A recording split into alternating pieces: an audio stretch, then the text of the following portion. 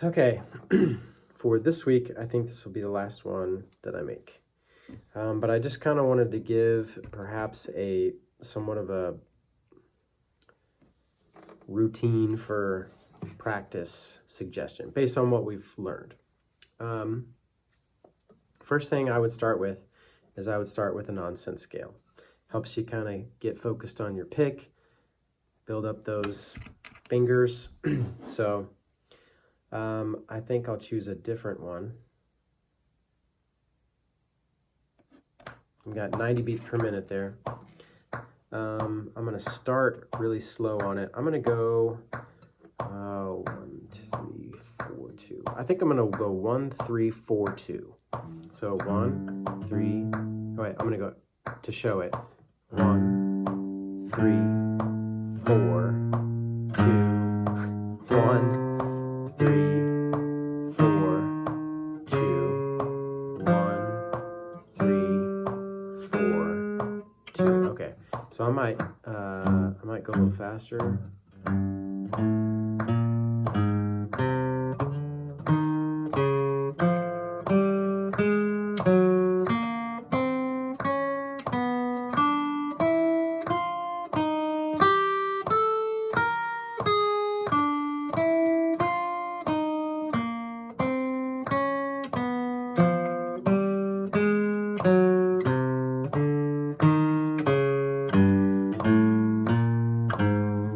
And I would do that, I don't know, probably 10 times up and down.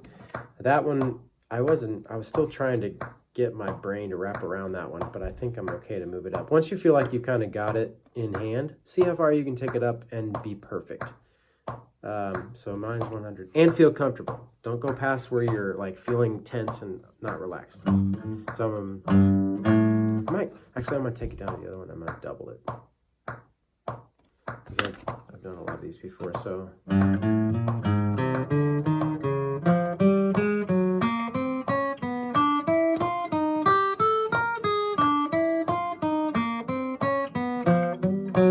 Okay, I made a mistake, but I think this is actually a good tempo for me, so I'm going to take this and I'm going to go up and down, I don't know, for a couple minutes.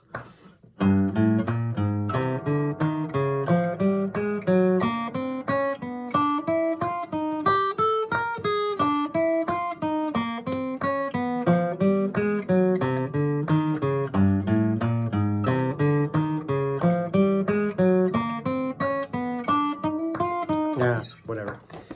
I'm going to keep doing that. That actually felt pretty good. I'm going to keep doing that for like 10 runs up and down. Okay, probably takes a couple minutes. Good to go. We're putting away the nonsense scales. Actually, at this point, I would probably pick an actual scale and do an actual scale now that my fingers are warmed up. We haven't done any of those yet. I might make one of those next.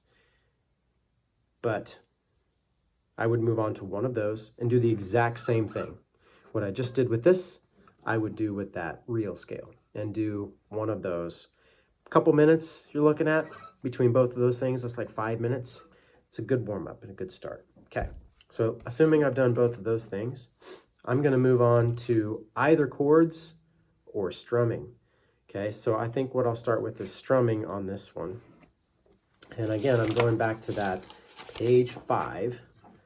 We didn't get to a lot of these in our strummings, but again, if I'm like in your shoes and I haven't really used a pick before, and or maybe at all if you're learning brand new, I'm not even going to. I might just play my G chord, and I'm just going to leave it there because I'm more focused on, do I hear any buzzes? That's not good, but I'm trying to get all the strings to ring, okay? And I'm really focusing on that twist, okay? So again, I'm going to put on the metronome. I think doing down and up with that is good. So for me, I'm just going to go.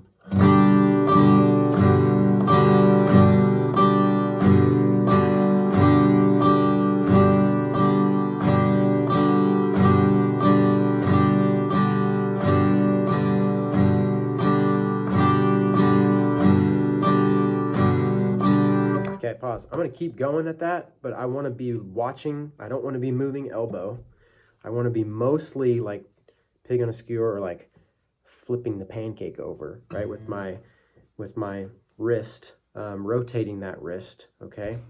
And I want to be making sure that my hand is staying over the center of the hole. I want to make sure that I'm raking all the strings down and up in a kind of pleasant manner or whatever. And I'm just going to do that. I think that's really great practice for where a lot of you are at. If you're fresh to picks or fresh to guitar, that's a great place to be. Just living there in the down ups, okay? Once you kind of get comfortable and you feel like that's, you know, I would spend a couple minutes doing that. You could even put on a song that you know and go at a tempo that is good for you. Like, for example, if that metronome is really just killing you, coming to the altars in 6/8, so let's not do that one. Same God from Elevation. Okay, let's get into the song.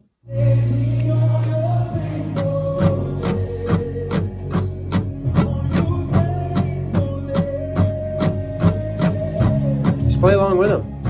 Try skipping some. Okay, I'm skipping the ups, okay.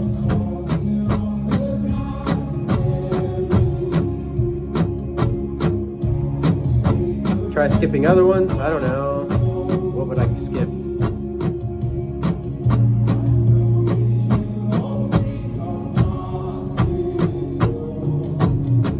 Maybe try and match the pulse of the song. Find one that works.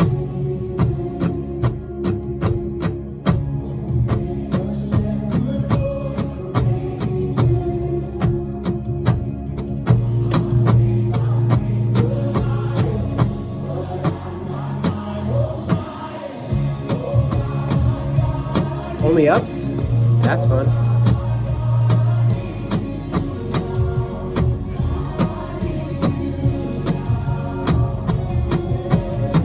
Okay. I gotta say that's a little less boring than the metronome. But with the strumming, you know, just try to, you want to always be going down, up, down, up, down, up.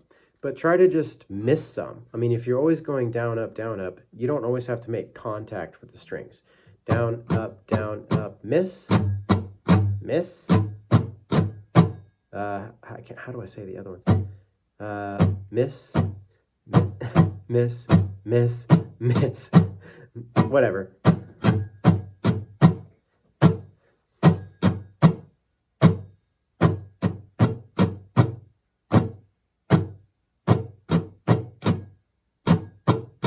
You know, just try to make up your own rhythms. As you're doing that, try to skip some. There's some on the pages that we did, but yeah, just kind of practice. Really not meant to be fast, but just you're practicing what you're doing there is isolating, not the rhythm necessarily. You're isolating what you're really focused on is twisting the wrist, making sure your technique is good, and you're just building good habits, okay? So I would do that, and if that's where we kind of, if you're a beginner, I would probably just stop there, do that for a number of minutes, and then I would go to some chord changes. And we already had the video about that, but like, for example, if we went to page 6, those are the chords, my bad. I might go to like, is that a repeat page? No, it's not. Wow, it's late. Okay, so I might go to like number 34 on page 8, okay? And I put my metronome on. And again, when you're practicing, when I'm done practicing strumming and I'm just practicing chord changes, you want to play in the time of the tempo. Okay, you want to play with the beat. Something easy, something you can accomplish, but something that you can stay in time with the tempo, but that you can devote more of your focus to the chord changes. So like, for example, I'm going to take on page 8, actually, let's do page 7. Yeah, let's do page 8. Page 8 is the up, down, up, down. They're listed as 8th notes. It really doesn't matter. You're just doing, you're making contact with both ups and downs. You can do that, or you can keep it simpler than that, whatever is attainable for you. But I'm going to take the chords from number 35. And all you have to do is just keep working on the chords. You don't even have to do them in the same amount of ticks as this one. So first one is C. first one on 35. The next one is G. Just take your time to get there. Then the next one is A minor, or E minor, sorry. Just take your time to get there. Next one is A minor. Take your time to get there. Next one is D. Take your time to get there. Okay, you could also try to stay with what the pattern says, but you don't have to. The point of all this is to practice the changes, okay? And just keep time going. So that's what I would do. You might even take these, 1 through 15, which are the same chords as 19 through 33. Just do a strum pattern that's attainable for you and easy, and just kind of practice going from the different changes that are there. And I would do that, and your focus is more towards the changes. And that would probably take you to about 30 minutes of practice time. And if you did that every day, you'd get a lot better.